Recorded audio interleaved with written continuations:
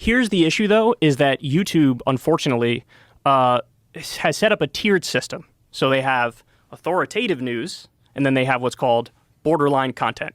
And so shows like mine are put into the borderline content category. Yeah, and I'll tell you why. They're afraid of, because back in 2017, there was some like big company ad, like a Nestle ad or something, that ran on a white nationalist video. And so a bunch of media outlets wrote these articles that were like, oh my God, look at what YouTube's doing. They're radicalizing people. This is terrible. And so YouTube reacted to that by, they just wanted to cut their losses, and they said, just defund news and politics right now. That was what was called adpocalypse. So they cut off all the funding overnight for what was that? independent news. What was the catalyst for that? What was the video that did that? I don't know what the actual video was. I know it was like a white nationalist video that ran like an official ad. We should find out what that was. Yeah, you'd have to go back to 2017 articles to find it. Because I remember adpocalypse, but I remember just going, what is going on, and not paying attention. Yeah. Well, I covered it at the time. It was huge for us because we were one of the ones affected. We went from, we literally, all the money wiped out overnight, and we didn't know when it was going to come back. Now, thankfully, it did come back about a week or two later, but it was never really the same since then. And it was in 2018, I believe, the YouTube CEO said, look, we're addressing the misinformation and disinformation problem. And so now we have authoritative content and borderline content. And so the YouTube algorithm pumps the authoritative content and like suppresses the borderline content. Is it PewDiePie? PewDiePie. But PewDiePie was not a white nationalist. And which year? He's just a shit poster. You know, he's like a funny that's guy. true. If this is true, then it's even worse than I remember it being. PewDiePie in 2017, the most subscribed YouTuber of all time, at the time rather, came under fire for posting videos that YouTube deemed anti-Semitic and hate speech. These videos included references and jokes about Adolf Hitler, as well as two Indian men holding a sign stating "Death to all Jews." At the same time, videos including Chief Keef dancing to Alabama N-word and other extremist content were surfacing, leading to the UK government, Coca-Cola, Dr. Pepper, Johnson & Johnson, and many other major brands pulling or pausing their advertisements on YouTube. Oh, I see. Okay.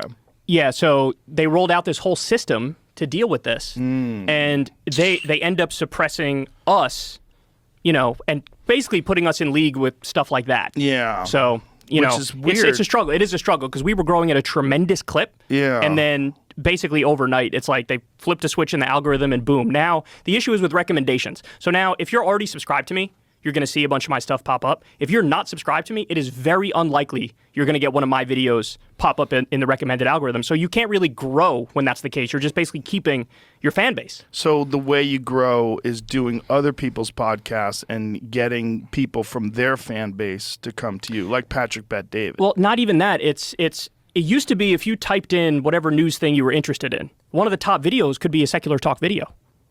But now, if you type it in, it is never that. There was a time when we used to run circles around CNN. They'd get like 2,000 views a video back in like 2015, and we were getting way more than that, 30,000 or whatever it was. And then now you go look at any CNN video, even though the thumbnails are shit, the titles are shit, the content is shit, they'll get 300,000, 400,000 views. Because that's what YouTube can decide to make somebody or break somebody like that.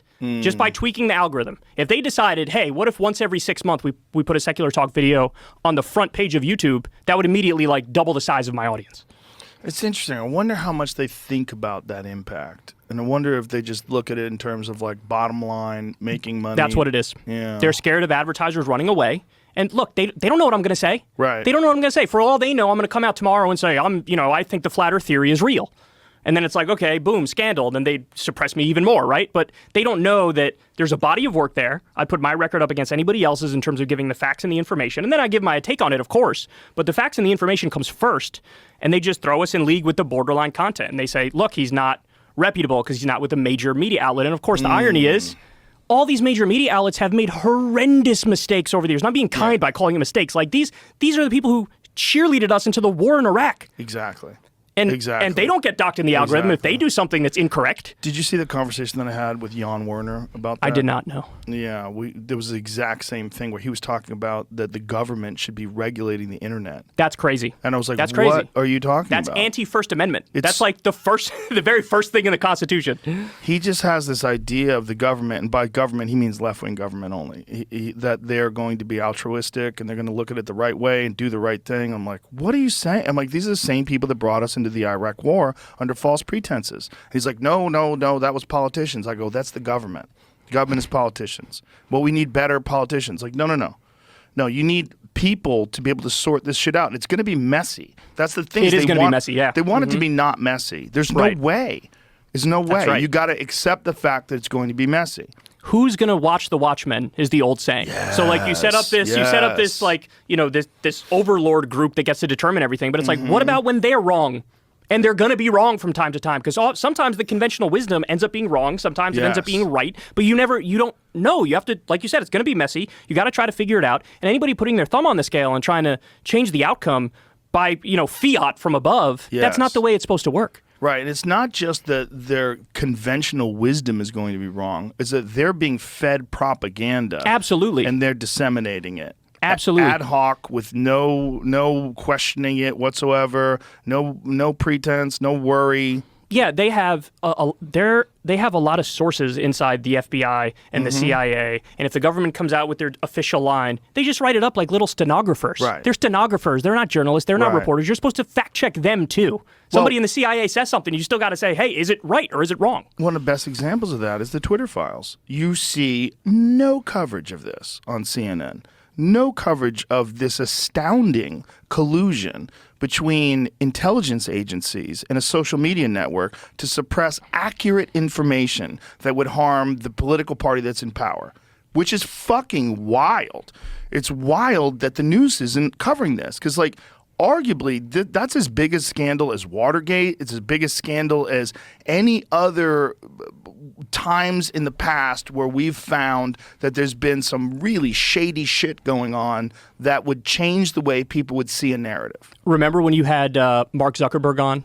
Yes. And Zuckerberg was like, the FBI reached out to us and they said, hey, there's going to be a disinformation dump from Russia coming. And so we were ready when the Hunter Biden thing dropped. Yeah. And it's like, okay, well, this is a perfect example of they were just wrong. They said, oh, this isn't Hunter Biden's laptop. It's no big deal. This is just Russian disinformation. Yeah. And then it turns out it was his laptop. And and Mark Zuckerberg was almost doing a victory lap by saying, hey, I only suppressed it in the algorithm, as opposed to banning it. He was like, oh, I didn't ban it, so therefore I'm, good on me. I don't think he was doing a victory lap. I think he was just being accurate, and it seemed better than the way Twitter handled it. Right, and it was, but it's still, this is exactly what we're talking about, the algorithmic suppression, where it's like, look, just let people decide for themselves. And yes, you're going to have the occasional circumstance where maybe a flat Earth video does get 2 million views, Dude, I right? love a good flat Earth video. Yeah, that's the thing. Like, sometimes these conspiracy theories, if you look at it as just like a creativity thing, it's interesting, right? Like, oh my God, they can find a way to make a case for a position that's so absurd where it makes you go,